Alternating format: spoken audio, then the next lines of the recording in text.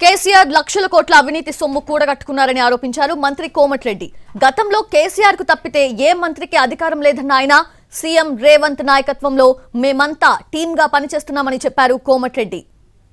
దళితుని ముఖ్యమంత్రి చేస్తా, KG to page నేనే చదివిస్తా, డబుల్ బెడ్రూమ్ కట్టిస్తా అని 100 రకాల అబద్ధాలు చెప్పి అధికారంలోకి వచ్చి తన కుటుంబాన్ని 40 కుటుంబాలను బాగు చేసుకొని లక్షల కోట్లు ఈరోజు అవినీతికి పాల్పడి నాణ్యత లేని కాళేశ్వరం కట్టి 2 లక్షల కోట్లను నీళ్ల పాలు చేసిండు.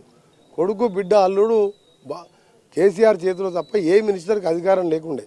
కానీ ఇవాళ మా ముఖ్యమంత్రి గారి నాయకత్వంలో అందరం టీం మెంబర్స్, మినిస్టర్స్ కానీ ఎమ్మెల్యేలను కానీ ఒక టీమ్గా పనిచేసి స్వచ్ఛమైన పరిపాలన అందిస్తామని ముఖ్యంగా 2 విషయాలు ఈరోజు చెప్పదలుచుకున్నా. మేము ఇచ్చిన ఇందిరమ్మ 6 గ్యారెంటీల్లో 2 ఇప్పటికే 2వ రోజే మేము ప్రమాణ స్వీకారం చేసిన 7th అయితే 9th రోజు మహిళలకు ఉచిత ఆర్టీసీలో ప్రయాణం దాదాపు రోజు 30 నుంచి 35 లక్షల మంది ప్రయాణిస్తున్నారు. రోజు 10 కోట్లు మా మీద భారం పడుతుంది. భారం కాదు అది.